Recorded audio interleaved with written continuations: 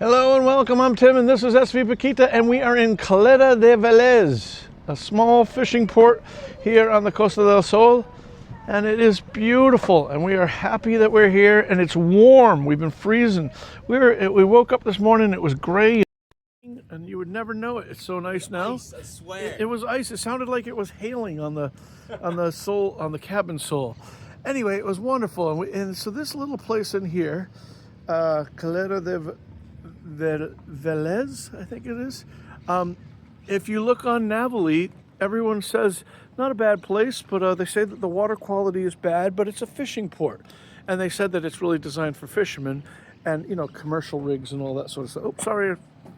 People have been yelling at me for moving the camera too much. I apologize for that. I'm going to try to be more cognizant of that. But there is a big commercial port. And me growing up around commercial fishing and involved with commercial fishing, that is not anything that I'm afraid of. And it seems as when you're in commercial fishing ports, the water quality is not exactly the same as the pristine areas that you might be accustomed to cruising here, like in the Balearics and that sort of stuff. But I love it here. Now this marina is a little bit more expensive. It's 32 euros a night in the off season, but it includes all the free electricity you need. And so Bob is using right here is a 16 to 32 amp or 32 amp to 16 adapter. And if you look at this, exactly. It looks like we're breaking every electrical rule, but there's a reason for this. And I thought that I would take a second. I've promised people that I would explain this in more detail. So here I am. But hang on a second, Bob. Let me show people what you're looking at here. All right, so the European standard. So this is the European standard for the 32 amp at 220 volts. So go ahead and put that in. And so normally you would go big to small, but you wouldn't go small back to big. And there has been people in the marina that have seen this big heavy line and said, "Oh my God, you can't do that," because they think that we're going to be drawing all kinds of amperage, when in fact we never draw that much. And the reason being is that, remember, this is European power, which is 50 hertz at 220 volts. And if you notice, you see down there where the yellow line goes, put you down there. You see there's one thing over there, and there's another thing just like it on the other side over here. And there's actually two of them. The bottom ones are breakers, and the top ones are where you plug in. So Paquita was originally wired as an American boat, and thus doing so had 110 60 hertz power. They've got two isolation transformers, and you use those isolation transformers not to adjust voltage, but to protect you from galvanic corrosion, so that your zincs won't be the sacrificial anode for the entire marina. The marina guy was literally just telling me, there's the guys working over there, and he said they were having problems. I kind of think that's what he was saying. He was saying the electricity in the water, and then he said the corrosion, and so I think there's a boat over there trying to deal with it. Well, and that's exactly what you do. So the reason why we have two is that we had on the panel two 30 amp inputs. So there was bus A that was 30 amp that did basically everything on the boat except the hot water heater and the air conditioning, and bus B only did the hot water and air conditioning. And it was set up that way so that you wouldn't trip things out. You know, if you used too much, it would pop the breaker, hopefully, or you would. Because she only had a teeny inverter back then. Correct. And so since we have such a robust power system now, I've been able to. There's a thing that you can put the two. You can bust the two of them together so that A and B would work together, and now I can run the hot water heater or the air conditioning off the inverter. But as far as the input side goes, we actually went in down below and disconnected everything, including the ground, and that's really important. We won't get into that now, but it's really important how you bond the system. The way boats are supposed to be set up according to the ABY standard is that you go, and when you're plugged in, you don't use your boat's ground. You actually ground all the way back at the dock. And the reason for that is that the dock should be the primary ground, and that helps you out. Now, if you start a generator, you put your, you don't need to hear this, but you put the neutral and ground together when you run a generator. So you have to put all that together.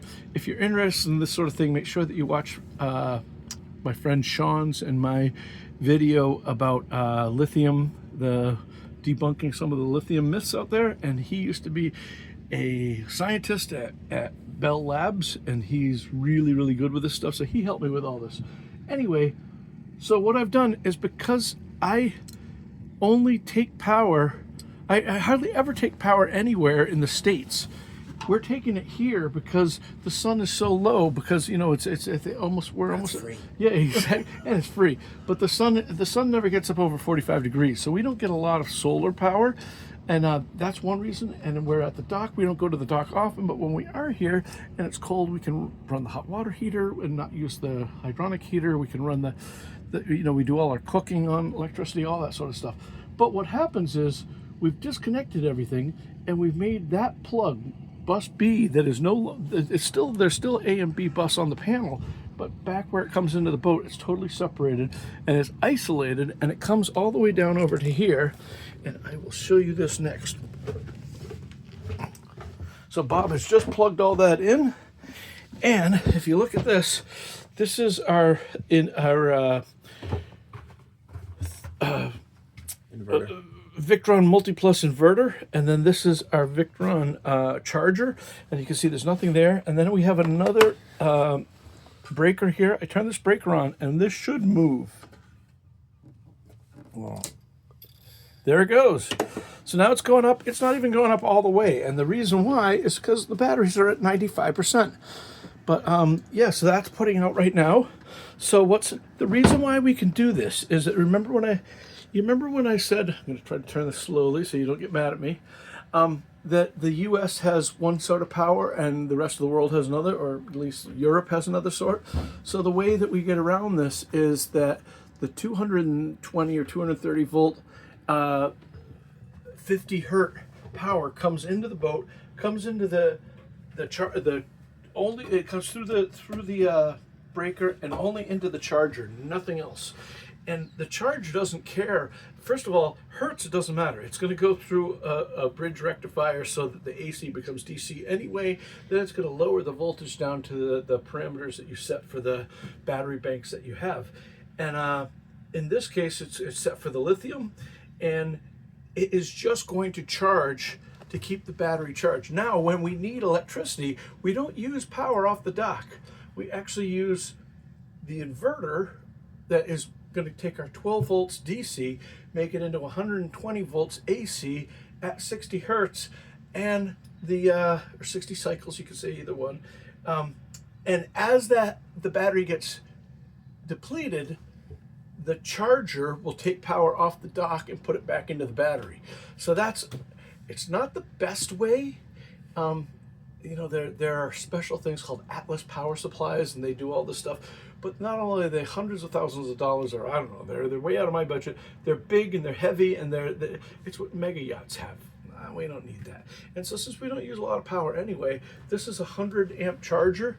So even if I were to use the heating, if I turn the heater on, or I was cooking, say we're using 120 amps of power, big deal. We just use a little bit more in the battery. We don't heat or cook all the time, and then when you get done cooking or the heating cycles off or whatever, then it fills up the rest of the way and everything works well. And so that's how that works. Hopefully that makes sense to you guys. If you like this sort of video, let us know. Bob and I will try to go and try to walk you through. Some of you guys might have said that you want to see how the water maker or the hydronic heater is plumbed. The hydronic heaters. Yeah. Well, we're waiting on the part. We're waiting on a part to make it. But the hydronic, he's just saying it works great, but we keep getting air in the system, and it's because we don't have. It really needs something called a buffer tank or an expansion tank, and we have one that's supposed to show up the day after tomorrow. So if that shows up, we'll put that in. We'll make a video for you. Yeah. And that will be great. But until then, in the meantime, I don't know if you guys still want me to do this, but I have thawed out some chicken, and then we have some beautiful clams here, and we have some shrimp here, and we have some chorizo here, And somewhere around here, we just bought a new paella pan. I bought a bigger paella pan because years ago, I left Spain and I packed a great big paella pan for a family and a smaller one for 2 people. When I sold my house, I didn't have room for the big one on the boat, so I just brought the smaller one, and it was good for the 2 of us. But now since Bob is here, or it's my fault. Anybody else, I figured I would get a bigger pan, and tomorrow we may christen it. And if that's something that you guys would like to see us cook, I say tomorrow, maybe even tonight, let me know in the comments, and we'll make a video for you. But until then, thank you so much for watching. And if you smash that super like and subscribe button, that's great. If you hit the super thanks button, that's even better.